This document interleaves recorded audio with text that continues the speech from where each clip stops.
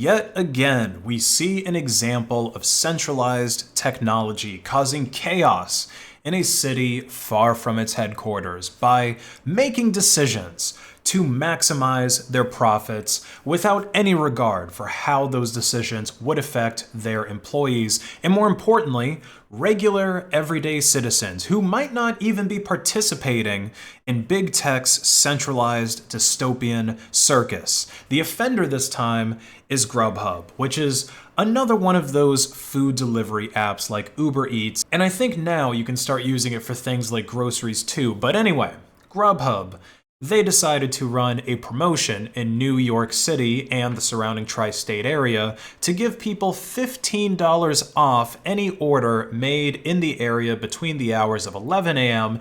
and 2 p.m. In many cases, allowing people to actually get a free lunch, maybe with just some small delivery fee.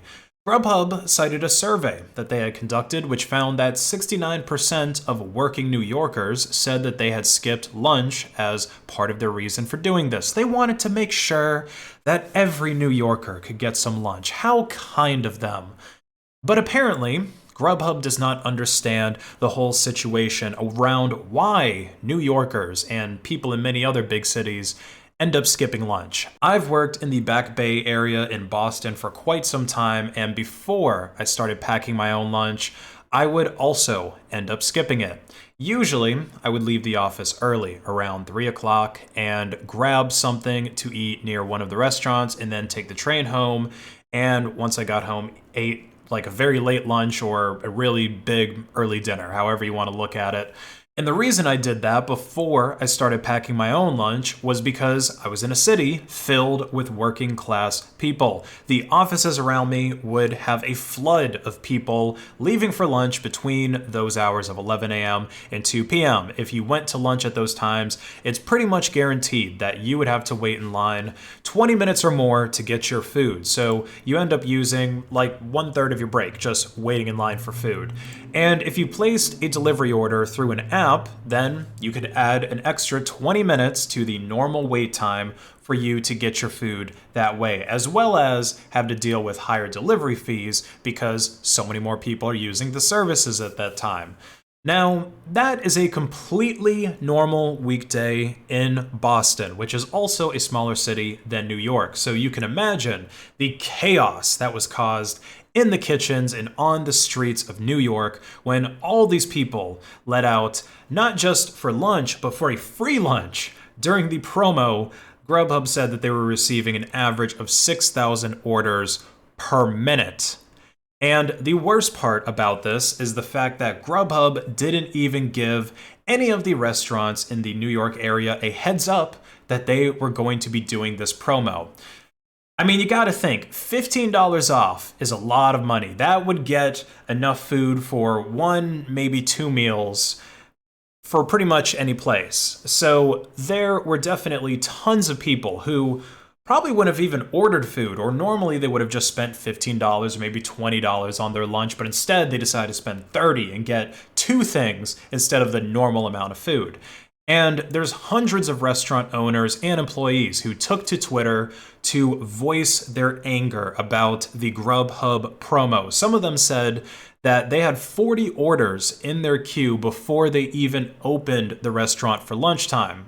And many of the restaurants simply couldn't keep up at all, which means thousands of angry customers not getting their food, thousands of canceled or comped orders due to delay, which means that money was spent on food, food was made, but since the customers didn't get it or they got it very late, they got a refund, which means you have hundreds of employees who are working their asses off, doing overtime, and might not even get paid for it, because where is the money coming from if people are getting refunded? Most restaurant owners aren't sitting on a cash pile that they can dip into for emergencies like this. And don't even get me started on all of the downstream effects from having an additional 450,000 lunch orders, which is how many more GrubHub said that they fulfilled as part of this promo.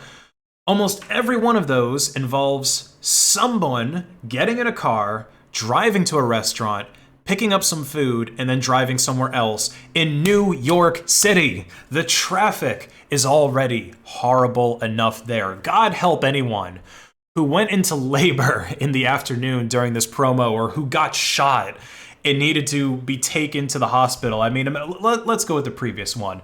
Imagine finding out that you were born in the back seat of your mom's car while your parents were pulled over on the side of the road because thousands of people were trying to get $15 of free food in your city. And the influx of orders was so great that it actually caused GrubHub outages in completely different cities and completely different time zones. Like one GrubHub worker in California said that his app froze multiple times and completely stopped working. This is almost as bad as when thousands of people's smart dishwashers and other smart refrigerators and appliances like that stopped working because, what was it, Amazon US East or something like that went down for a while. This is what you get when you put your trust in centralized tech. You'd think that more restaurants would create their own websites where people can order. I mean, just cut out the middleman, because of course GrubHub, they take a cut from every order when restaurants use their platform.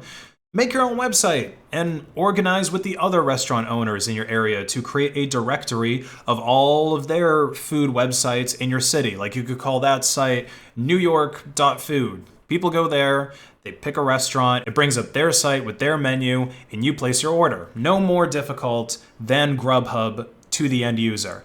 And I know some of you will say, but Kenny, I can only know how to make the pizza and the meatballs. I can't code my own website. Well, maybe you can't, but somebody in your area can. If you're a busy restaurant, then there's thousands of dollars in fees that you're losing by using GrubHub because they take 20% from every order or 15% here in Massachusetts. Within a couple of weeks, you're probably getting charged $1,000 or more to use GrubHub's platform, which is more than enough for you to hire a professional developer to build a website and digitize your menu for you and put it online. Or better yet, why not get a local starving computer science major to build it for you and pay them in pizza? That would probably be more worth it to them for money. You could probably find a college kid willing to work for food to do this. Like imagine that you're that comp sci student with access to free pizza. All of a sudden, you're getting invited to all of the parties, bringing your large sausage pizza to sorority houses. There's a whole decentralized, very based local economy that could be created here if people are just willing to think outside the box a little. Maybe I'm wrong. Maybe I'm completely out of my mind because, hell, I have never run a restaurant. But after this going down, I hope it looks like a good enough idea for someone to try.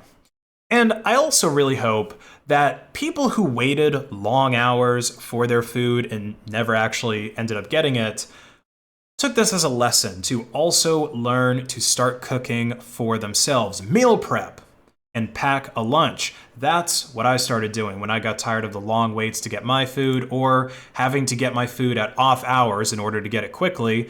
I started cooking my own food, meal prepping all of my lunches for the week. People act like cooking is hard and very time consuming, but it really isn't, especially if you bake your food, okay? You can buy chicken leg quarters. That's a thigh and a leg attached for you city slickers out there.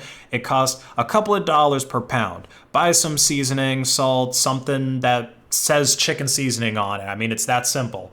It's basically gonna be garlic salt with herbs and pepper.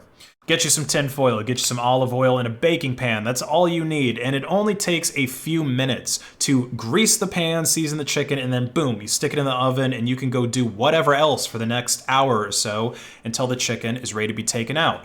Then pair that with some rice and broccoli and you've got a week's worth of lunch. Try it out. Get into the meal prep life and maybe you won't have your afternoon ruined by centralized technology. Leave a like and comment to hack the algorithm, follow me on Odyssey, and have a great day.